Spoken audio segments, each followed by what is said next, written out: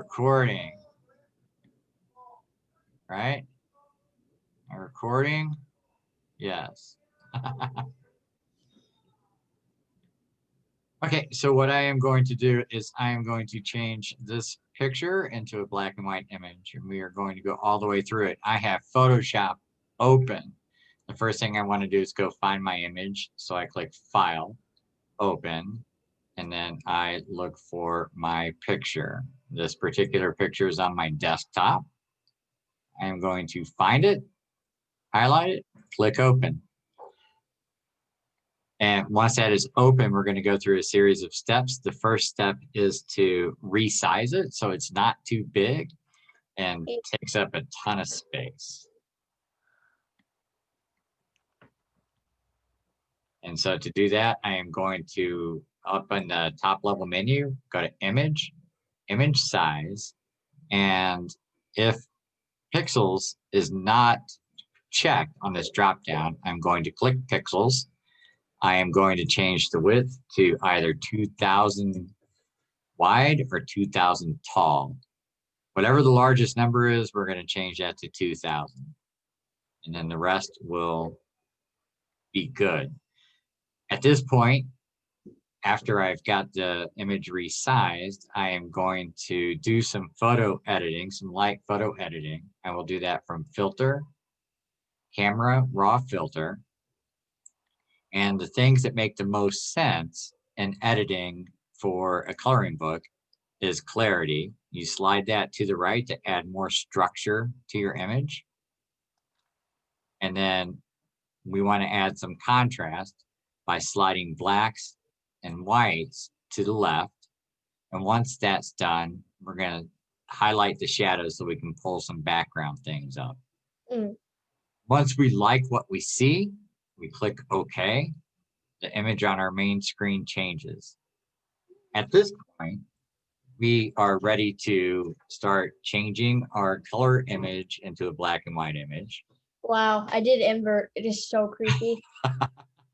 So we're going to go the Zoe route and click layer. If you remember right down here where it says background, that is called a layer. So we want to click layer, duplicate them. That saves us so much time. And there you can see background copy is highlighted in the lower right-hand corner.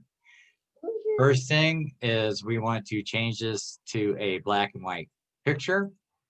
And we do that by taking away the color, not creating a black and white, but taking away the color.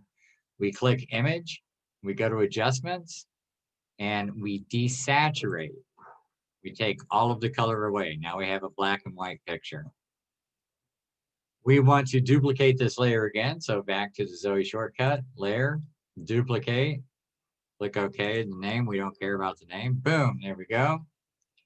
Now I want to invert, which means I'm going to make all of the light things dark and the dark things light. I do that again from image, adjustments, and invert. It's like a horror movie, but that's okay. Finally, what we want to do is we want to color dodge. So we're going to take most of this structure out of the picture here real quick. And to do that, we come down to the lower right-hand corner to our layers. And where it says normal, we click that and go to color dodge. Now, most of the lines have been taken out of the image. We're going to add them back until we like what we see. To do that, we're going to add Gaussian blur.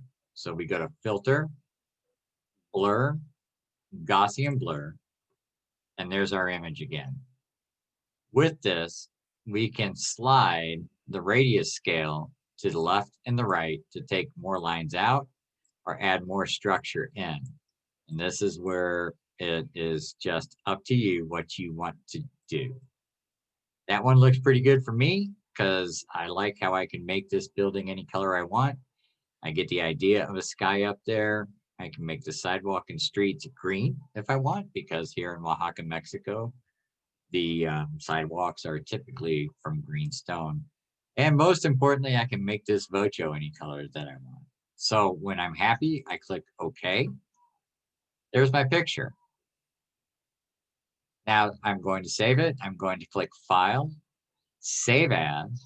I'm going to change the name. And so I will call this one Frida 1. And I'm going to change it from a Photoshop to a PNG file and click Save. Here it is saving, saving, saving. It is done. Now that my picture is done, I am going to X out.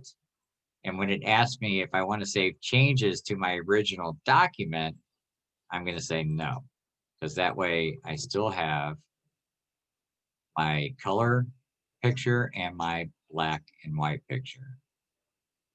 And that's it. I am going to, as Zoe goes through and does another one, I am going to record the steps and send them in an email.